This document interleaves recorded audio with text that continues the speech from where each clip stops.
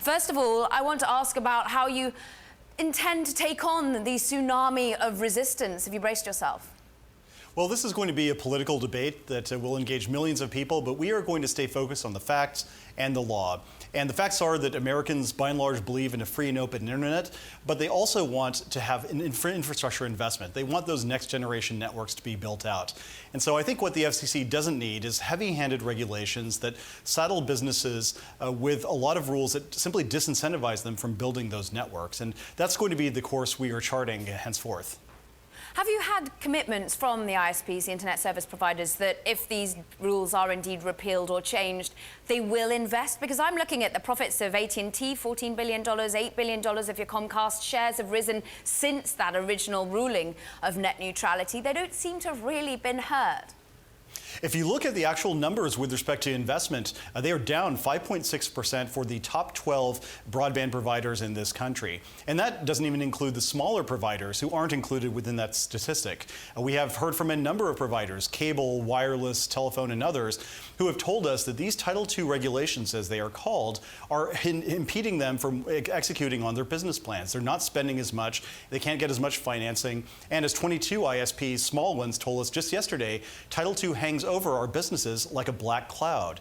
And that's the kind of regulatory uncertainty and overreach that we want to remove, because every American deserves better, faster, and cheaper internet, and I'm committed to delivering it to them.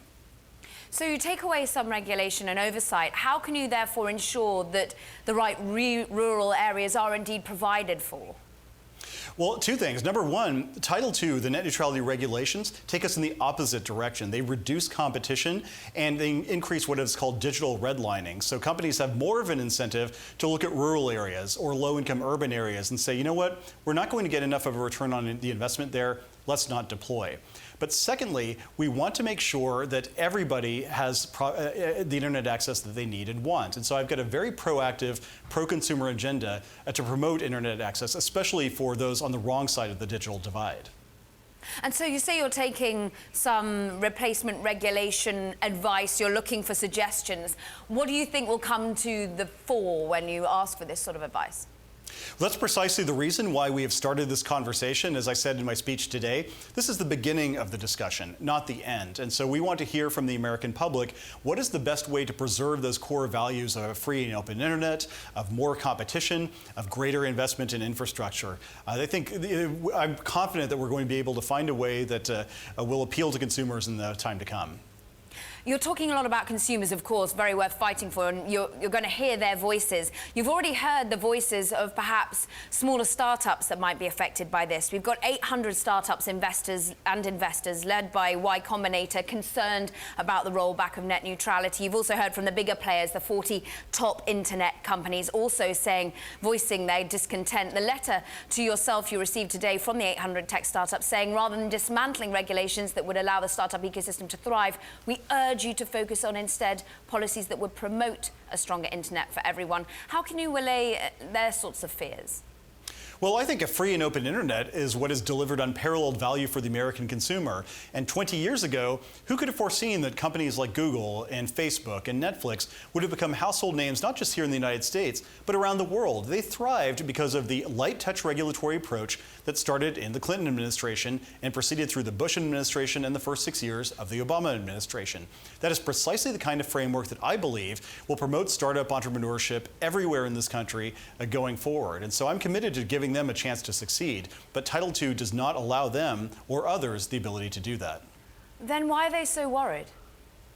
Well, I think a lot of people have stirred up a lot of hypothetical harms and hysteria based upon what they think will happen. And if you looked at the FCC's 2015 decision, you would look in vain to find any example of systemic market failure where internet service providers were acting to block access to lawful content, for example. And so going forward, we want to take a very fact-based approach and figure out the best way to preserve, as I said, those core values, a free and open internet, to allow startups and entrepreneurs to thrive, and to preserve an incentive to invest in infrastructure and increase competition. Those are the kinds of things that will allow everyone in the internet economy to benefit. So thus far, I mean, the argument is more competition will basically promote the likes of AT&T and Comcast to play by the rules and make it a fair and open internet for the content providers. Is there any way that you think this could be measured or should be measured? Are you going to look for any sort of oversight? I know that you don't want it to be heavy-handed, as you say. Well, that's one of the reasons why we are going to be asking for public input on what the regulatory framework should be. We know that Title II is not the right answer, but as we'll see, and I'm going to be publicizing the entire text of my proposal tomorrow, we tee up a number of different ideas for how to do it. And we ask the public, is there anything else that we should be thinking about going forward? So I think there is a way to do it, and we're going to try to find the best way in the time to come. And therefore, when you go out there and start discussing, also trying to bring perhaps some Republicans to, and as well as Democrats into your line of thinking, what do you think will be the best way of getting certain Democrats who are so against this on board or convinced? What's your key line of clarity, do you think? Because at the moment, as you say, you want to stick with the facts. Well, look, I mean, we obviously are going to be doing more of a fact-based approach than we did previously, but the bottom line is this. The arguments I'm making today are precisely the arguments that were made by President Clinton in the 1990s, the arguments that were made by President Clinton's FCC chairman in the 1990s, the arguments that were made by Democratic senators in the 1990s. This is not some radically political fringe argument that I'm trying to make. It's the light-touch approach that served the United States well under Democratic and Republican administrations alike. And so I want to take the political heat out of this argument to the maximum extent possible. I understand that's going to be difficult to do, but at the end of the day, Americans are best served, I think, with a light-touch framework that focuses on the facts, adheres to the law, longstanding legal principles, and respects the basic principles of economics. The more heavily you regulate something, the less likely you're going to get more of it.